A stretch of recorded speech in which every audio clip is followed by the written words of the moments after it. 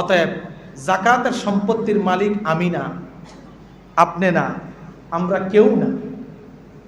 আমরা কি না? কেউ না। আমাদের যাদের সম্পত্তির মধ্যে জাকাত আসছে, আমরা কেউ ওই সম্পত্তির মালিক। এই ভাই সবাই না বলেন না। জাকাতের সম্পত্তির মালিক এতিম, অসহায়, গরিব। দিবেন কার জন্য?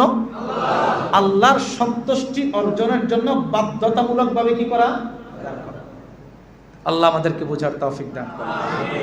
আপনার ঋণকে ব্যতিরেখে, লম্বা চূড়া আলোচনা করার সময় নেই, আপনার ঋণকে ব্যতি রেখে আপনি ঋণটা বাদ দিবেন।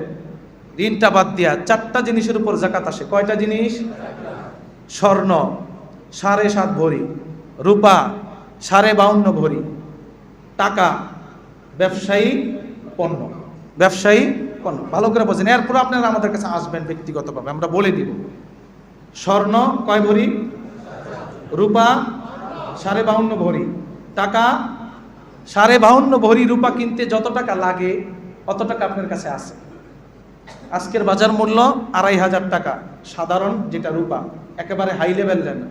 আপনি বিক্রি মূল্য, ক্রয় মূল্য না, কি মূল্য? বিক্রি মূল্য।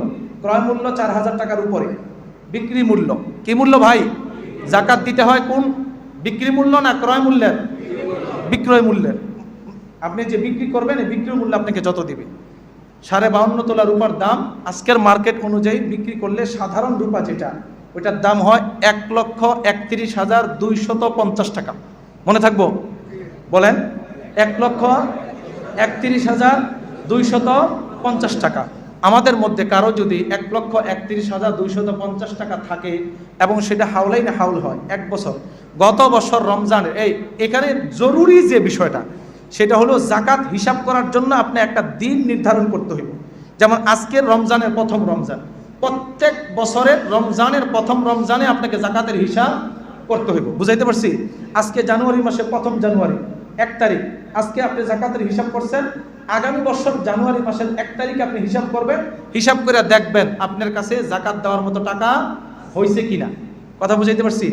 আবার একটু ভেঙে বলি, আজকে জানুয়ারি মাসের 1 তারিখ আপনি হিসাব করে দেখছেন আপনার কাছে আছে 5 লাখ টাকা।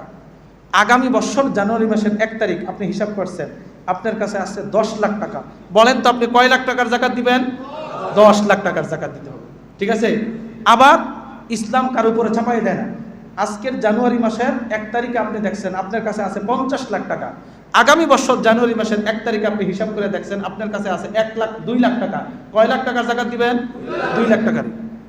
বুঝেন এই কথাটা? কথা সবাই বুঝছেন? আলহামদুলিল্লাহ। 4 নম্বর হলো ব্যবসায়ী পণ্য। কি পণ্য? ব্যবসায়ী পণ্য।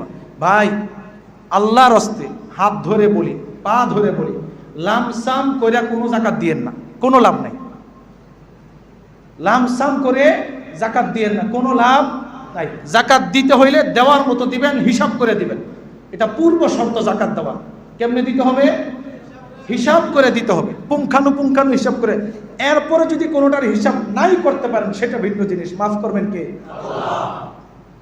আপনি একজনের কাছে 5 লাখ টাকা পান, এখন এসে বলছেন যে হুজুর এই টাকার জাকাত দিতে হবে কিনা। ওই টাকা যদি পাওয়ার একেবারে পূর্ণ আশা থাকে যে আপনি পাবেনই, তাহলে দিয়ে দিবে। আর যদি পাবেন কি পাবেন না এরকম কোনো টেনশন থাকে, হ্যাঁ এরকম কোনো অবস্থা থাকে, তাহলে নিয়ত করে নেবেন পাইলেই, বলেন পাইলেই ওই অংশের জাকাতটা দিয়ে দিব। সামনে আলোচনা করবো ইনশাআল্লাহ। আল্লাহ তাআলা আমাদেরকে বোঝার তৌফিক দান করেন। ওয়া আখিরু দাওয়ানা আলহামদুলিল্লাহি রাব্বিল আলামিন।